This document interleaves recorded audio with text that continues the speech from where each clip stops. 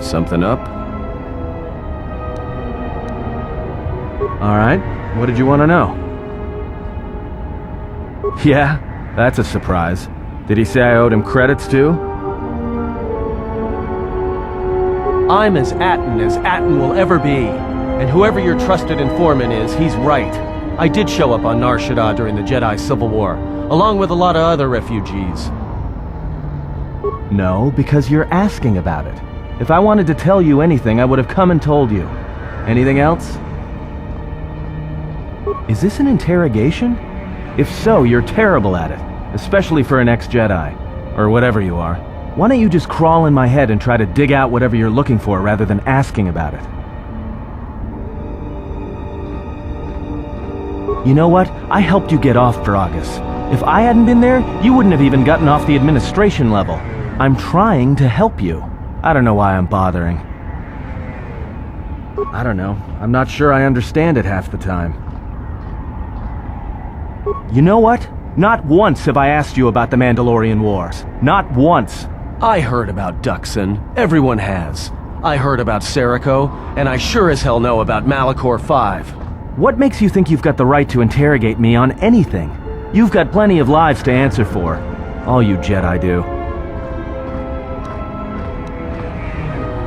How did you even live with yourself after Malachor? Is that why you went back to the Jedi Council? Hoping they'd kill you? Wasn't it? Maybe you thought they'd forgive you. Sure, you might have thought they'd execute you. But Jedi don't kill, do they? At least not their prisoners. Maybe you were counting on it when you went back in chains. So you got off easy. You were exiled, brushed under the cargo ramp, another dirty little Jedi secret. I'll tell you, all those Jedi at Malachor, they deserved it. Every last one of them.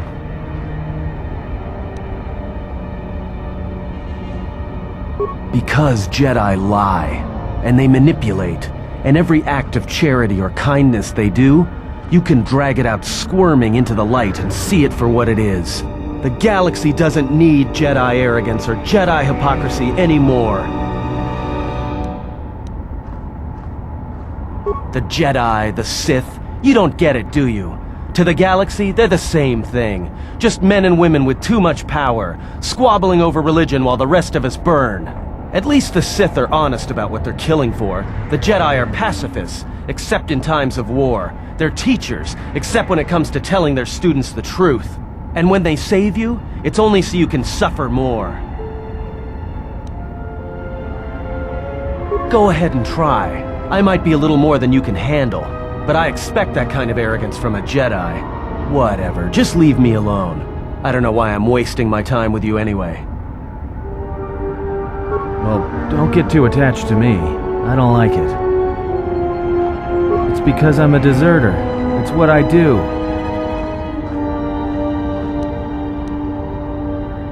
Served in both of them. Against the Mandalorians, before and after Revan, and again, when Revan declared war on the Jedi. Because I followed orders. But it was more than that. You were there. You knew how easy it was to hate the Jedi who sat back in the Republic, evaluating the threat, and watched us die against the Mandalorians. Because you can't believe in the Republic anymore after the Mandalorian Wars. After Revan, nothing was the same. Right after that final battle at Malachor, I was right there with the rest of the defectors, because it was the right thing to do. The Mandalorians were slaughtering us by the millions. The millions. You were at Serico, when they turned the Starib cities into glass craters. At Duro, when Basilisk war droids rained like meteors onto the orbiting cities. And when the Mandalorians set fire to the Zoxan plains on Ares III, the fires that still burn. Without the Jedi who turned on the Council, without you, the Republic would have lost the war, and we would all be Mandalorian slaves or corpses.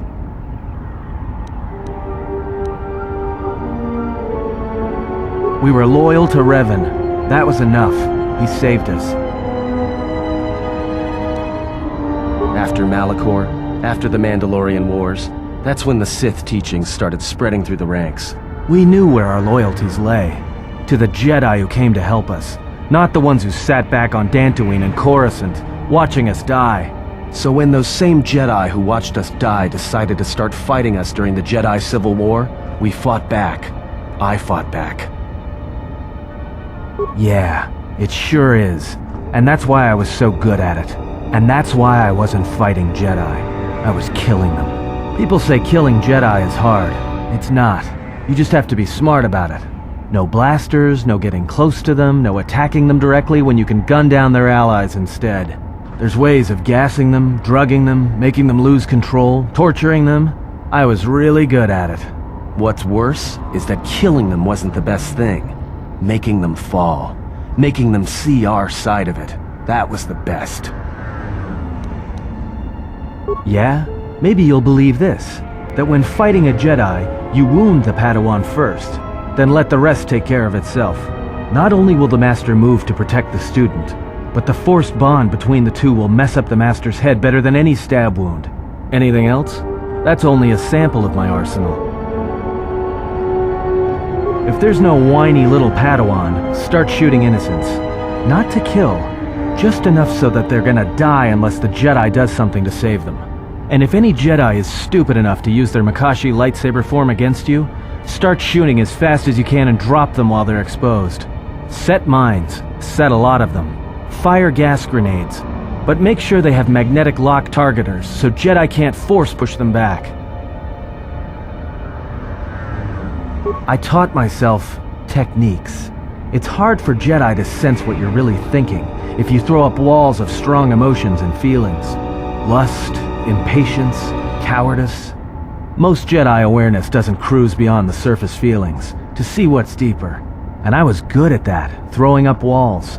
And my superiors knew it. Sometimes the Jedi on our side wouldn't even realize I was there. Part of it. Maybe it was always me. It's hard to tell sometimes. I haven't known who I am for years. I wasn't the only one. I know you left at the Mandalorian Wars, so you don't know much about what went on behind the scenes in the Jedi Civil War. But Revan understood one thing. The real battle was going to be fought between the Jedi on both sides. That was the only battle that mattered. Whoever had the most, the strongest Jedi were going to win the Civil War. If Revan couldn't convert Jedi, Revan would kill them. So Revan trained elite Sith units into assassination squads, whose duty was to go out and capture enemy Jedi. I was in one of the special units trained to do this. Yeah, Revan had plans for all Jedi. I think it was important that the Jedi see his side of things, the Sith teachings. Revan wanted to break them, and then have them join him. One day, I decided not to do it anymore, so I left.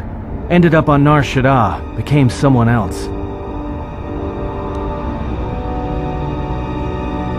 I didn't think you would, after Malachor, but it was a chance. I guess I was just tired of keeping it in. And I've been with you only a short time. Enough to know that as soon as someone signs on with you, they haven't got long to live. You got history, and anyone who travels with you doesn't. And maybe I want somebody to know who I was in case a story needs to be set straight. Maybe you understand. Well, there was a woman, a Jedi. She gave her life for mine.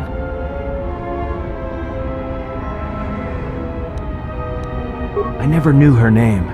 She sought me out. She said she had come to save me. She was lying, of course, or I think she was. It doesn't matter. She told enough truth to get my attention. She said that Revan was doing something terrible to Jedi within the unknown regions. That when we captured Jedi, they were sent to a place designed to break them. And that anyone in his service who showed any ability with the Force was sent there too, to turn them, to break them into dark Jedi, or assassins trained to kill Jedi. She said that's what would happen to me, that I had the Force inside me. That's why I was so good at killing Jedi. And that when the Sith learned of it, there would be no escape, no turning back. I would become an instrument of the dark side, forever. I had heard talk in the ranks, troops vanishing. I knew what she meant, but I didn't believe her, or want to believe her.